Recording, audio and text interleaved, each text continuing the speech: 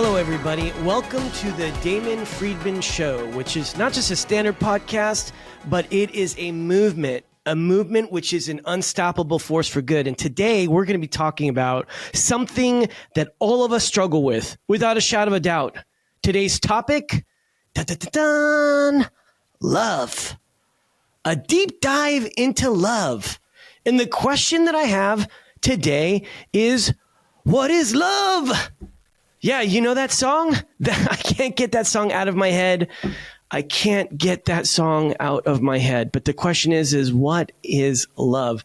And how does one love and lead with humility and make the sacrifices necessary that reflect that kind of love?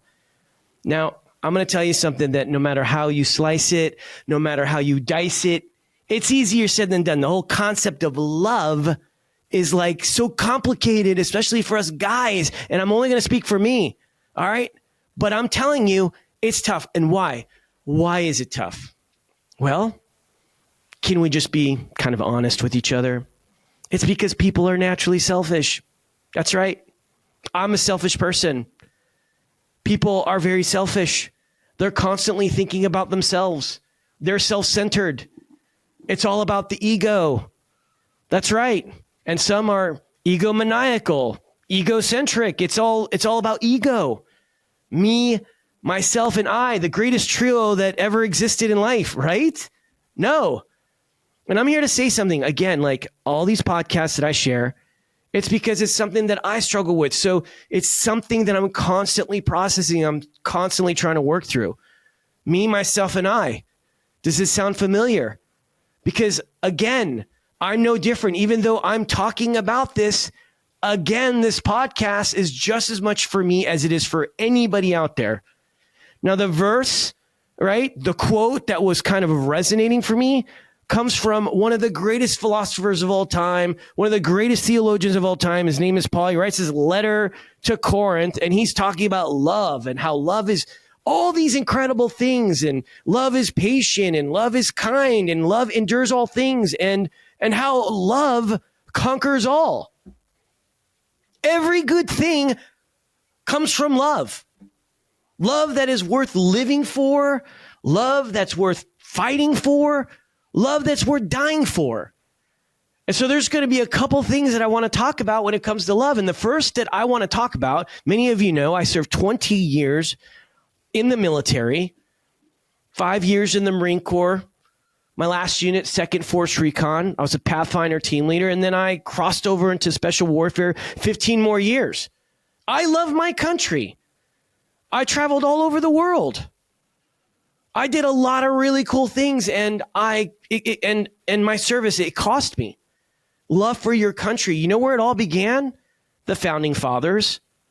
What does it mean to love your country? I'm asking you. There are a lot of people in America that don't love their country, but I'm here to tell you, you should love America. Many people don't even know how it started. How these men and women were being completely discriminated. You had this tyrannical king, and he was taking all this freedom away from people. And so they decided, hey, we don't want to live like this, like prisoners. So they got up, they left the UK, the land of their milk and honey, and they went out into this world, established the 13 colonies, and then eventually was the United States of America. People don't understand the great sacrifice that it took.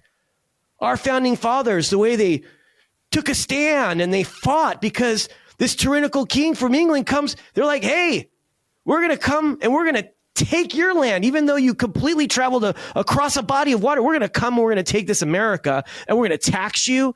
And you're not going to have the freedom to worship. You're not going to have the freedom to make these decisions and these policies. You're still going to be ruled. So somebody had to fight against them.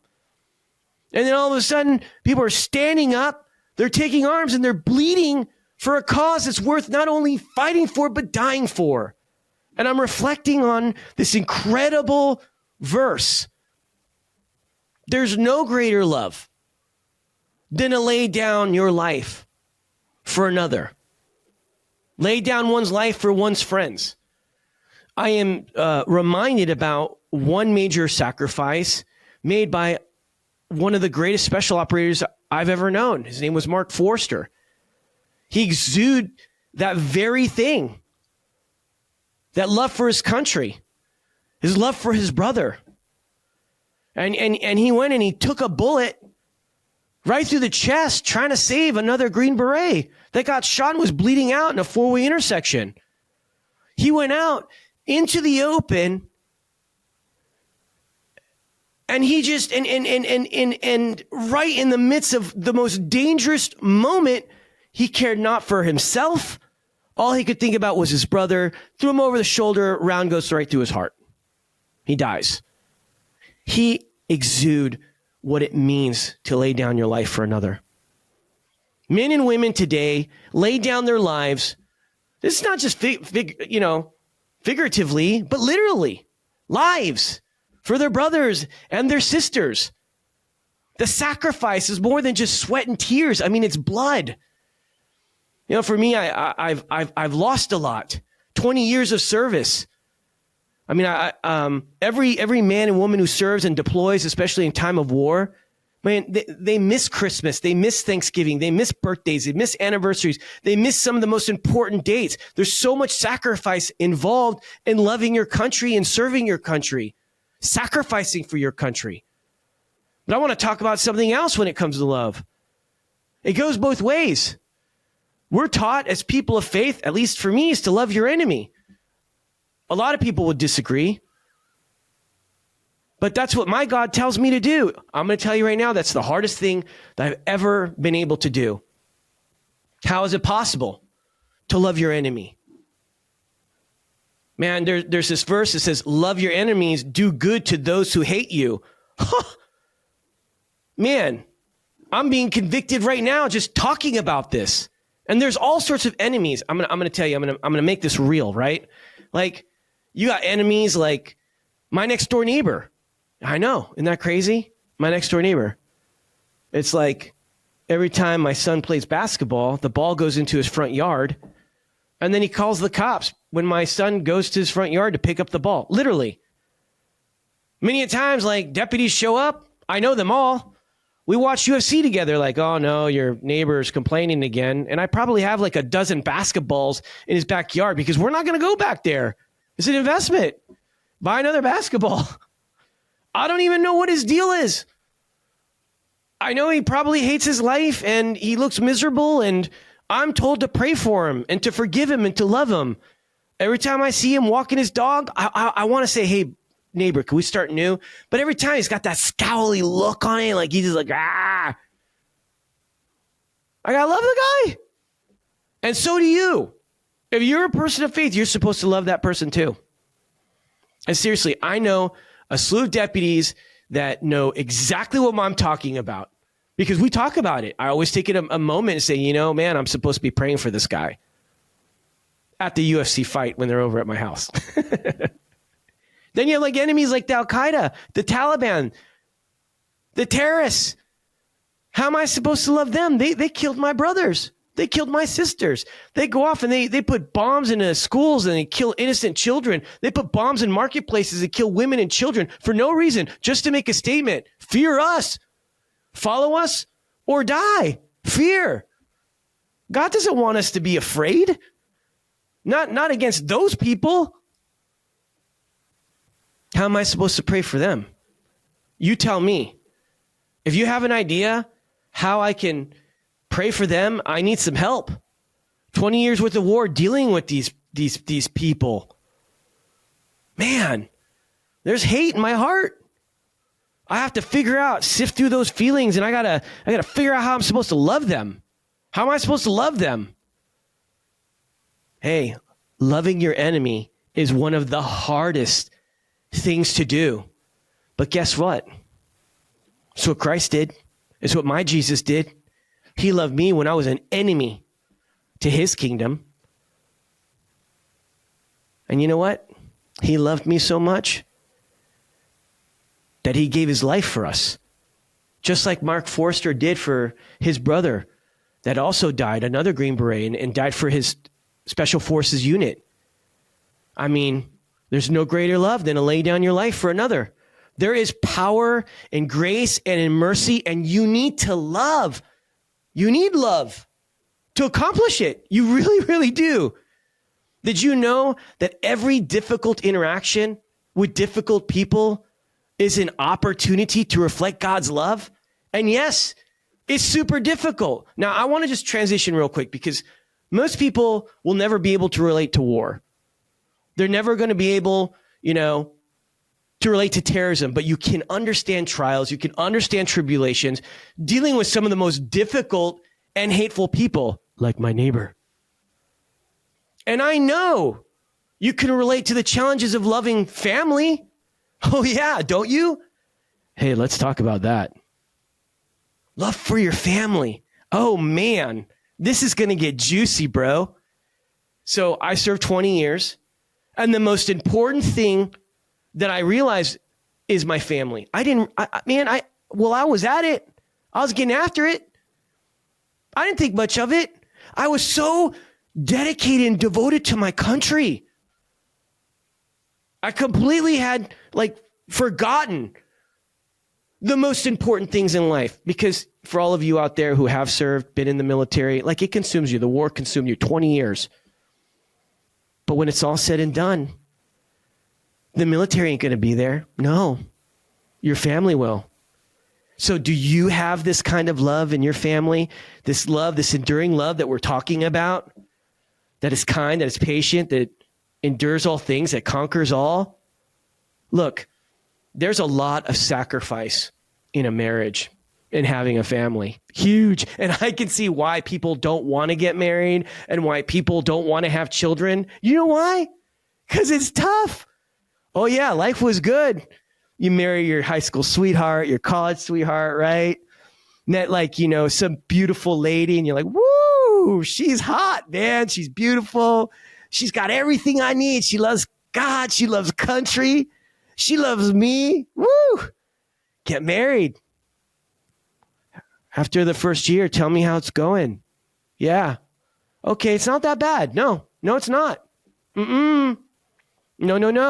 Not that bad. But then you have children. Oh, man. What a doozy, man. All of a sudden, you just throw in that grenade in your life, man.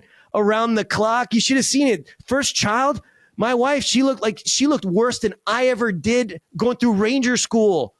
I was like, whoa, when I graduated after 90 days, I look like a cancer patient. You should see some of my pictures. I just wanted to go away. It wasn't just the Ranger tab. It was the anger tab. My wife looked worse having the first kid holding Hunter there. Dude, I thought she was dying.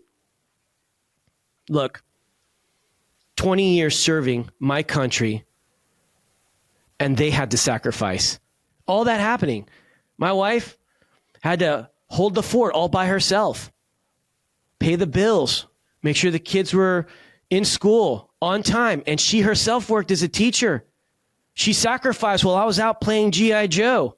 Many men and women sacrifice their own family time for their own careers. You can relate this. You don't have to be in the military. You don't. You could be a businessman. You could be a finance man. You could be some executive man, a salesman. You could be whatever man. And many times people will sacrifice their families for their careers, sometimes for good reasons, but many times and most of the time for bad ones. And I challenge the listeners today, ask yourself, why? How much are you willing to sacrifice for the one thing that is supposed to be there forever? Lots of divorces, lots of kids, they're done. They leave the house. They want nothing to do with their parents. None. I'm going to tell you right now, in a marriage, it's important that you consider your partner, putting them first. Why? Because it's easy to be selfish. It's easy to put yourself first. I know that I did. I know that I still do, and I'm struggling with it, and it's not right. So I make every effort to put my spouse center stage. What's keeping you to do that? Look, marriage is hard. Divorce is harder. I can give you all sorts of advice, but if you focus on patience and kindness and you make an earnest effort at home to have a culture rooted in love and respect, you are going to get where you want to be, where you need to be. Now, I'm going to finish this off with something so important about family, and that is a father's love. Growing up, to my utter disappointment, I didn't have a father. And to my utter shame, I struggled with being one. So what does a good father look like? If I never had a good example, right? How am I supposed to be a good father? What? You read a book about it? I just know that life changed when I became a person of faith. Today, I look at my Father in heaven, God, and I reflect on all the wrong that I've ever done. And yet somehow, some way, my Father in heaven forgave me, provides unconditional love, this forgiveness, this patience, this enduring patience. Man, I can't even be patient with myself. And I'm experiencing God's love, and it shaped my perspective on being a loving father and a leader in my own home. And now I am present, and it's hard. It really is, especially raising a son. Oh my goodness. Raising a son that is hard-headed and stubborn. Oh yeah. My wife just the other day reminded me that it's me. That my son and I have the same traits of being stubborn and hard-headed. You know what? It's true. He's a pain. He really is. But man, I love that kid. I love him. And I have a daughter, and I love her. And both of them, they complete me. And today, I'm doing all I can to catch up. I'm doing all I can to be present. Doing those things that I missed out on 20 years when I was in some trench or, covered with filth and dirt, not having a shower for who knows how long, and living in combat outposts and whatever it may be. It's tough. Today, I'm doing everything I can. I mean, from like picking up the kids from school, I treasure those moments. I'm grateful to God that I have a career where I can do that. Because I figured out, look, I've got to put my family first, because no matter what, that's like my first service. That's like, that's my primary focus in life. Because at the end of the day, who's going to be by my side? It's my family. And I need to give them everything, my very best. Now, for some of you out there, I know some of you like superhero dads, out there, and lots of Wonder Woman moms. Right. But there are some superhero dads, like my best friend, David LeMay. He's a superhero dad. I mean, he goes to every baseball game, every soccer game, every tournament, everything. I don't know how the man does it. He's one of the most successful person all over the country, a consultant of numerous professional teams in Major League Baseball, NHL. I mean, it goes on and on.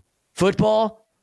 He figures out a way to make it to every game. The guy's a superhero dad. So it's easy for some, but it's tough for me. Listen, it's important to constantly be present, because you know what? They're the most important thing in the world. And it takes humility to remember that love is paramount, and it requires continual sacrifice, and it's hard. Now, I want you to consider all that we've talked about. I mean, we've talked about love from a countryman's perspective to love to an enemy. Please pray for me. A love for your family, a love for a father.